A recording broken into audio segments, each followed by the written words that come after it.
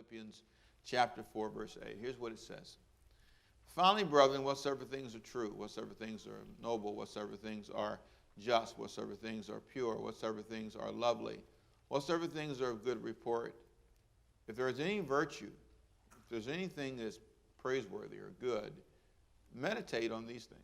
This is what you think about. Find stuff to think about that's true. I want to argue that the Bible teaches us that a lot of what we're told is just not true. A lot of what's been said to us about our lives in regards to our intimate life and sex and romance in particular is just not true. If it was true, I mean, I'd just say go for it because it's true, but it's not true. And there are stories in this room. There are people who, if they could testify openly, they'd say he's right. Now, my personal testimony is I've been lied to by movies, by music, and by personal conversations. People have told me things that just weren't true. There were things I was told as a kid, if you have bumps on your face, it's because you're not romantic enough with enough people. It was a constant barrage of lies that I was told as a kid.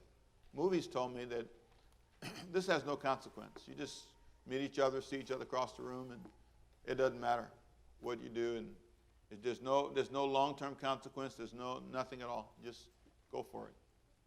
I was told a lot of things in personal conversations by people who really didn't know. They were guessing.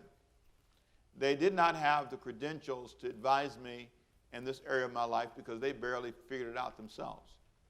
And so a lot of things I heard were passed down untruths. And I'm sad to say that the culture trained many of you to be what I call bedroom blind from youth. Now, understand that when I said bedroom blind, I want you to be clear that what I'm talking about is, again, the cultural influence. It trained me to assume that certain things were true and they were not. I was emotionally deceived. There are a lot of people. I remember when I was a kid, I was overdosed on this love stuff, and I'm not against it. I'm very much in love, very big believer in romance and all that. But you can be overdosed and lied to. It gets to a point where what I'm told is beyond the truth. There is power in romance. There's power in being in love.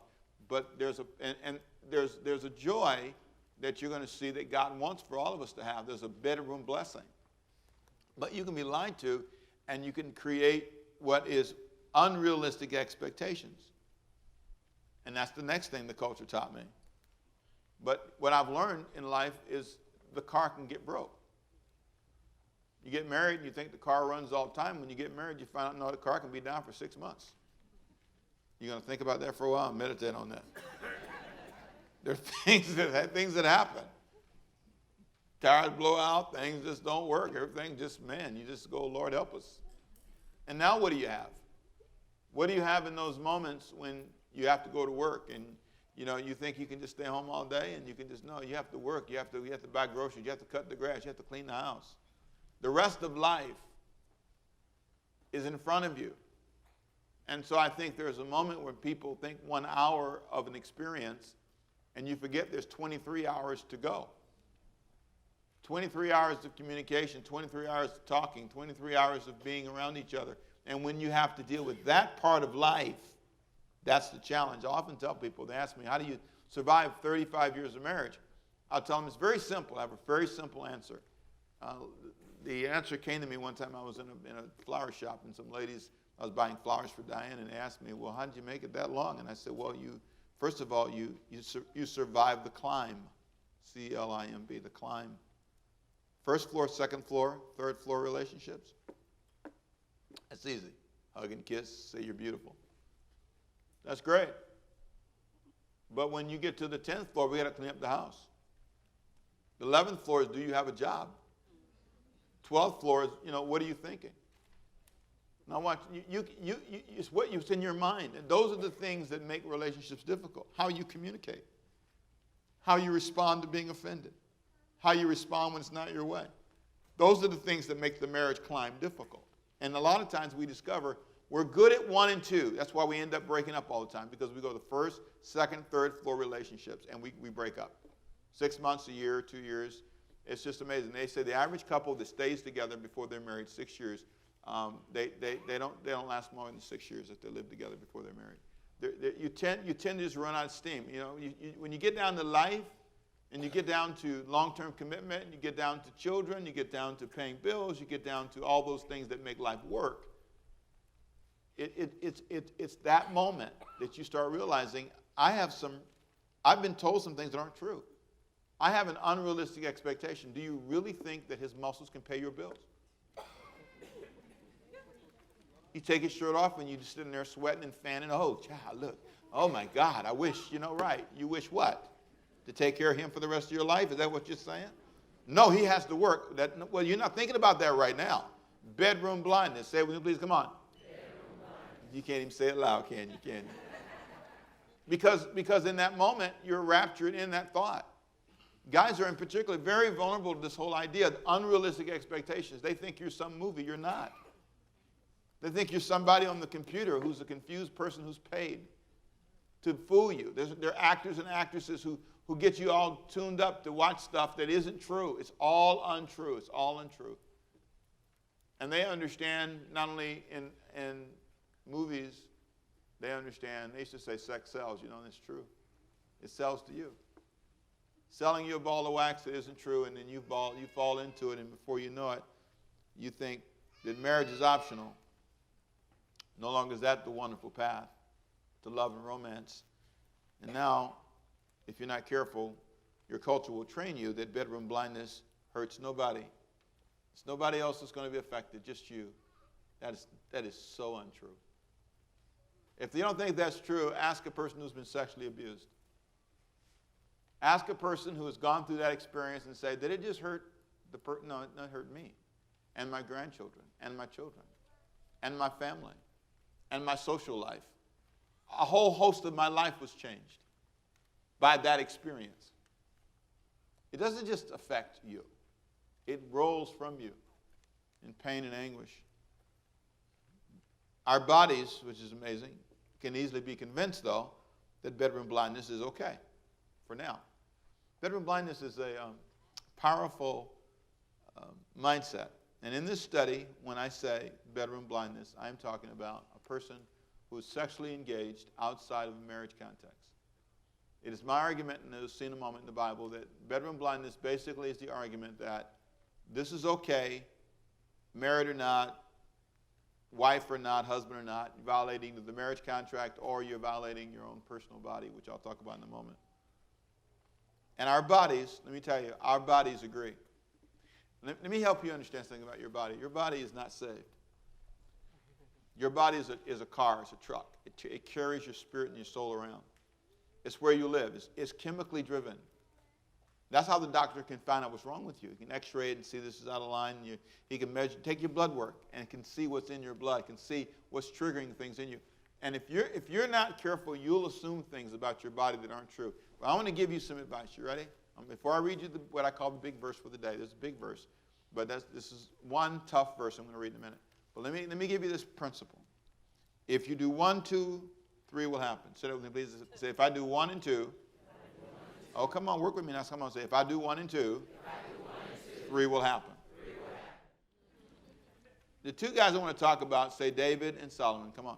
David and Solomon. Father and son. Now I want you to notice this is a family problem.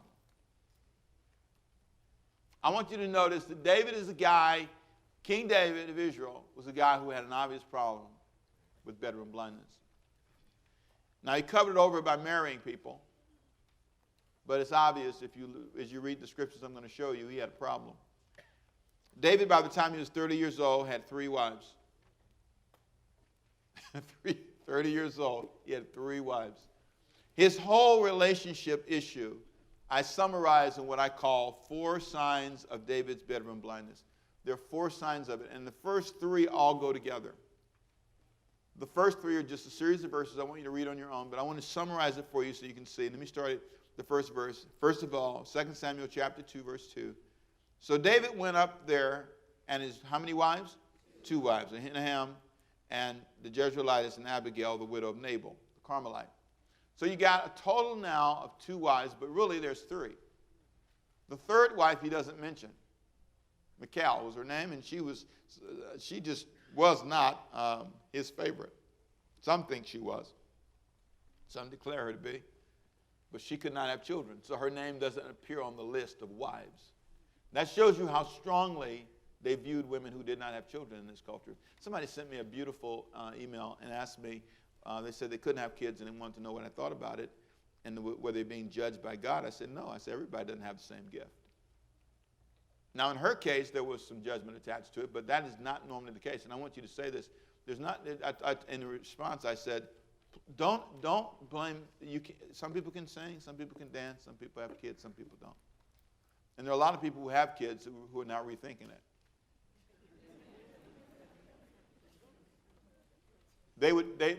They were surprised that they had a lot of expectations that didn't turn out like they planned. And I said to the person, you're God's gift. Use the gifts you have and change the world. Well, in this case, Michal, who couldn't have kids, is not mentioned. But I want to go back a little bit, and I put a note in here I want you to look at. It says this does not include the two wives that David had.